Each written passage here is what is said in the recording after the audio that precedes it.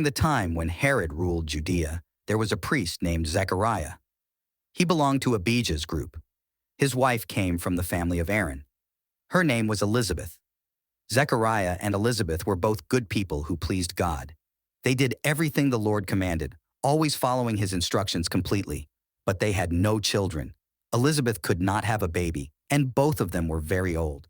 Zechariah was serving as a priest before God for his group. It was his group's time to serve. The priests always chose one priest to offer the incense, and Zechariah was the one chosen this time. So he went into the temple of the Lord to offer the incense. There was a large crowd outside praying at the time the incense was offered.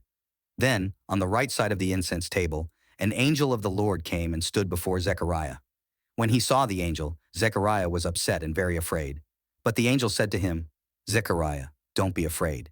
Your prayer has been heard by God. Your wife Elizabeth will give birth to a baby boy, and you will name him John. You will be very happy, and many others will share your joy over his birth. He will be a great man for the Lord. He will never drink wine or beer. Even before he is born, he will be filled with the Holy Spirit. John will help many people of Israel return to the Lord their God. John himself will go ahead of the Lord and make people ready for his coming. He will be powerful like Elijah and will have the same spirit. He will make peace between fathers and their children. He will cause people who are not obeying God to change and start thinking the way they should." Zechariah said to the angel, "How can I know that what you say is true? I am an old man, and my wife is also old." The angel answered him, "I am Gabriel, the one who always stands ready before God.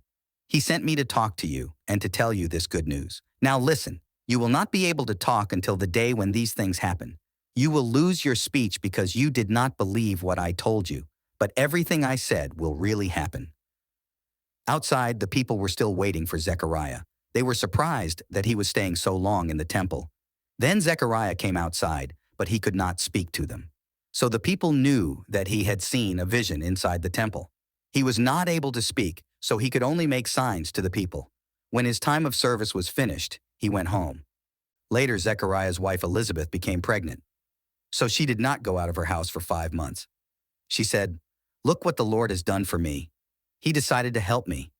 Now people will stop thinking there is something wrong with me.